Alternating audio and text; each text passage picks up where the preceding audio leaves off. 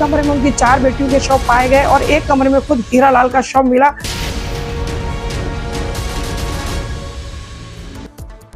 और राजधानी दिल्ली में आज एक दिल दहलाने वाली घटना सामने आई है, जिसमें बुराड़ी साल 2018 में, याद होगा, बुराड़ी में एक सामूहिक आत्महत्या कांड सामने आया था, जिसमें 30 जून और 1 जुलाई की दरमियानी रात करीब 11 लोगों ने एक ही परिवार के सामूहिक रूप से सुसाइड कर लिया था। वह आज भी गुत्थी बना हुआ है कि आखिर क्या वजह थी। उसी तर्ज पर आज दिल्ली के रंगपुरी, जो महिपालपुर के पास है, वहां एक घटना सामने आई, जिसमें 46 वर्षीय पिता और उसकी 4 पुत्रियां अपने ही घर के अंदर जो मृत पाई गई। और आपको बता दें कि पूरा मामला कुछ इस तरह था। हीरालाल 46 वर्ष उनकी उम्र थी और वे प्राइवेट कंपनी में बढ़ई का काम करते थे, जहां उनको 25,000 रुपए सैलरी मिलती थी। करीब उनकी 4 बेटियां थी, जिनकी सबसे बड़ी बेटी की अगर हम बात करें तो उम्र 26 वर्ष और जो सबसे छोटी बेटी थी उसकी उम्र करीब 20 वर्ष थी। और उनमें से उसकी जो बीच वाली बेटी थी मृतक हीरालाल की, और छोटी वाली बेटी वो दिव्यांग थी, जिसकी वजह से हीरालाल पूरी दुनिया से कट चुके थे, क्योंकि 8 महीने पहले ही उनकी पत्नी का कैंसर से निधन हो गया था। और उसके बाद वो लगातार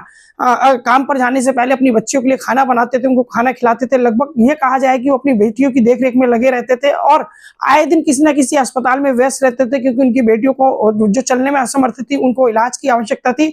और लगातार हीरालाल कहीं ना कहीं जो इलाज के लिए बिजी रहते थे, और वो अपने सभी तमाम रिश्तेदारी से कट चुके थे और अपने परिवार तक ही सीमित रह गए थे। रंगपुरी में एक छोटे से मकान में किराए के कमरे में वो रहा करते थे, जहां आज सुबह सवेरे वह मृत पाए गए।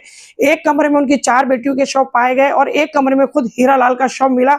और इस मामले का खुलासा तब हुआ जब केयर टेकर सफाई के लिए सुबह के वक्त पहुंचा और कमरे से कोई आवाज नहीं आई तब, और बदबू भी आने लगी, तो उसने अड़ोस पड़ोस के लोगों को बताया, जहां पुलिस को सूचित किया गया और फायर ब्रिगेड की मदद से उस मकान का दरवाजा तोड़ा गया। तो जहां पुलिस ने देखा कि एक कमरे में चारों बेटियों के शव पड़े हैं और वहीं सल्फास का कुछ पाउडर भी मिला है और गिलास मिले हैं और 3 पैकेट सल्फास भी मिला है और साथ में कुछ संदिग्ध तरल पदार्थ भी मिला है। तो जिससे माना जा रहा है कि संभव है कि पहले 4 बेटियों को मृतक हीरालाल ने सल्फास खिलाया हो और उसके बाद खुद भी अपनी सल्फास खाकर जान दे दी हो। लेकिन अभी क्या है, ये मर्डर है या आत्महत्या है, ये तो जांच के बाद ही पता लगेगा, क्योंकि फिलहाल शवों को पास के अस्पताल में रख दिया।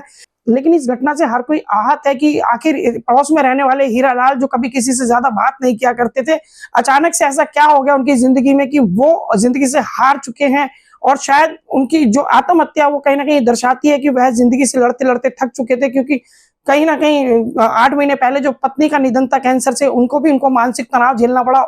ऊपर से बेटी दिव्यांग थी और 4 पुत्रियां थी। तो ऐसे में कहीं ना कहीं समझा जा सकता है कि हीरालाल मानसिक दबाव में थे और वह इस दबाव को नहीं झेल पाए। लेकिन यहाँ साफ कर दें कि अभी ये सिर्फ कयास है, कयास लगाया जा रहा है कि उन्होंने आत्महत्या की है। तो जांच के बाद ही, पोस्टमार्टम के बाद साफ होगा कि ये मर्डर है, कोई साजिश है या फिर आत्महत्या। लेकिन फिलहाल जिस तरह शुरुआती दौर में सबूत मिल रहे हैं और जो सब मिले हैं, उससे साफ जाहिर होता है कि पहले जो है हीरालाल की पुत्रियों ने सल्फास खाया और उसके बाद में स्वयं हीरालाल ने भी दूसरे कमरे में जाकर अपनी जान दे दी सल्फास खाकर। और ये बहुत दुखद घटना है, जिसको लेकर सुबह सवेरे से ही दिल्ली वालों को जैसी ये खबर मिली, उसके बाद तमाम दिल्ली वाले स्तब्ध रह गए कि आखिर बुराड़ी की तर्ज पर ही एक बार फिर रंगपुरी में इस तरह का घटना देखने को आ रही है। क्योंकि अभी बुराड़ी की घटना को लोग भुला भी नहीं पाए थे। साल 2018 में जिस तरह 11 लोगों ने सामूहिक आत्महत्या की थी, उसके बाद में एक सामूहिक रूप से रंगपुरी का मामला सामने आया है, जहां 4 पुत्रियां और एक पिता अपने कमरे में ही मृत पाए गए। और पड़ोसियों की अगर बात मानी जाए तो उन्होंने 24 तारीख को आखिरी बार हीरालाल को देखा था, जो रात के वक्त मिठाई लेकर अपने घर पहुंच रहे थे, ऐसा बताया जा रहा है। और उसके बाद में हीरालाल और उसकी पुत्रियों को